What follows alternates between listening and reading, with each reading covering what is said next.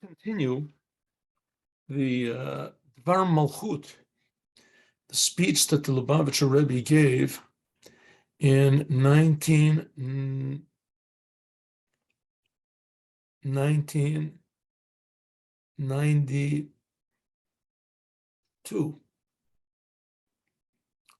The Rebbe gave in Tafshin Nun Beit. This is not long before he had a stroke, which rendered him pretty much paralyzed. And here the Rebbe is speaking about Parshat Noach. We already started this. You can look at what we did yesterday. And he's working on the theme that every word in the Torah, and especially every idea in the Torah, is a message to us about why we're being created, that God is creating us constantly, and that we don't feel it because we're not in tune, because the reason God's creating us is in order to serve Him. And we're not in that direction of serving. We're in the direction more of receiving from God. And so in order to sort of change direction, it's called doing tshuva, thinking what we can give to God, is we have to learn from the characters of the Torah that they were faced with the same dilemma as we are in the world. And people naturally in the world feel egotistically. They want more. And they don't appreciate the fact that God is creating them, and they don't feel that they're able, or that they even want, to return this love and to serve the creator of the universe, to love God, and to appreciate God, to fear God, to believe in God. So once in a while, there's people who make this big breakthrough. One of them was Noah. As we said before, Noah was like 1,600 years after Adam. And since the time of Adam, things got worse and worse. People became more and more selfish, more egotistical and more egotistical. So finally, Noah was the only one that wasn't doing bad. Now, as we said before, Noah was not a Jew. Noach was not a Jew. He was a human being. And he was the prototype of what a human being is supposed to be. That's why the path of the non-Jews, the way the non-Jews are supposed to live their lives and serve God, is according to what's called the 7 Noahide Commandments, 7 commandments God gave Noah. Really, God gave these commandments to Adam. And according to some, like the Rambam, the Maimonides says he gave 6 of them to Adam. But Noah was the one, he began the world again, brand new.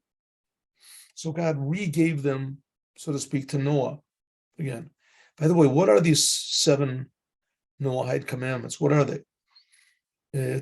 To worship only God, or not to worship idols. The commandments are negative. They're prohibitions mostly, because Noah, his greatness was mostly that he didn't do anything bad.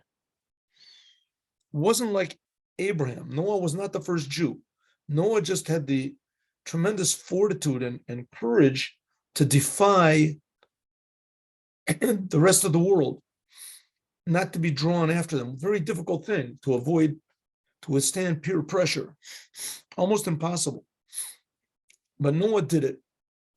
Noah did it. Noah was a person that was called a tzaddik by God. He was called a righteous, holy person. Tzaddik tamim, it says. But he was mostly in turning from bad. So what he gave over to all mankind was mainly with the 7 Noahide commandments. They're negative. They say that there's also 30 positive ones. I wrote a whole essay on it, to pray to God, to love others, to give charity, etc. But it's the one that's called by 7 Noahide commandments. 7 Noahide commandments are: don't worship idols. Don't worship idols. Christianity is forbidden. Don't blaspheme. Can't say anything bad about God. Don't steal. Can't steal other people's property, damage other people's property. Don't kill. Can't kill other people. Of course, all of these, there's certain situations where you're allowed to kill. If someone's coming to kill you, you can kill them. If someone takes something, they owe you money, you can go and take it. But nevertheless, don't worship idols, don't kill, don't steal, don't blaspheme, don't say bad things about God. Don't commit sexual crimes. Sexual crimes are like homosexuality, taking somebody else's wife, having relations with your mother, with your family,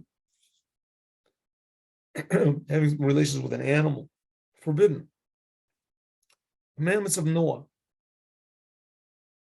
You're not allowed to eat a limb that was taken from an animal before it died. Non-Jews.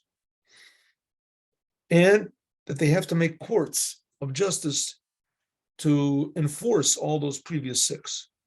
That's all right. Let's go. Come on. All right. So the Rebbe is saying like this. What was the big thing about Noah? We got a world over here, and God made the world, but the world conceals God. That's the way God wanted it. And our job is supposed to be to reveal the Creator in His creation. So the name of God, which is mostly connected to the creation, that's the name Elohim. Elohim in English, and in Hebrew. But we don't say that. You say Elohim. It's forbidden. That's what it means, taking God's name in vain. It's forbidden. So you have to be careful not to say any of these names of God. I went into Manhattan doing Lubavitcher, asking Jews if they wanted to do lulav and etrog. It's a commandment in the holiday of Sukkot. And there were a couple of non-Jews that said, I believe and I don't know, that you're not allowed to do that. And I even told one of them, I said, you can't say that name. So then she said, oh, maybe you can't, but I can. It's not right. Non-Jews are also forbidden to use God's name lightly or improperly or as a curse or whatever. Okay, let's go. So the job what Noah did was he succeeded in revealing the name, the essence name of God, which that's the name of Hashem. We call it, that's Yud Kei Vav Kei. It's represented by Yud and then Hey and then Vav Hey, but we don't say that. We say Yud Kei Vav Kei. Okay. So he revealed, in other words, the Creator in the creation. This is also hinted at the Tochna Shel Parshat Noach in the content of this Torah portion, that after God made the flood that destroyed the whole world because everybody was really sunk into doing sins, as God said, from now on, the heavens and the earth and the seasons, lo yishbotu, when there was the flood, it says that all the stars in the heavens, the whole entire constellations, everything, all the zodiac, it stopped for 1 year. But it says, from now on, that's never going to happen. And God said, from now on, nature is going to continue and humanity will continue. I'm not going to wipe out humanity anymore. And God made a covenant. What's the covenant? God made a rainbow in the sky. And when it says that the heavens and the earth, the seasons and everything, lo yishbotu, they won't stop. Like it says in many places, that Hagas Olam, the conduct of the world, and that it goes constantly without any change. Like the sun, the moon, the stars, called the Gulgulim, and all the planets that go around, they'll never stop. They have their paths. In other words, let's say it in simple language, there'll be laws of nature, and they won't change. There's a nikar umidgala koach ein sof. The laws of nature, this reveals the power, the infinite power of God, ein sof, which is above the limits of the world itself.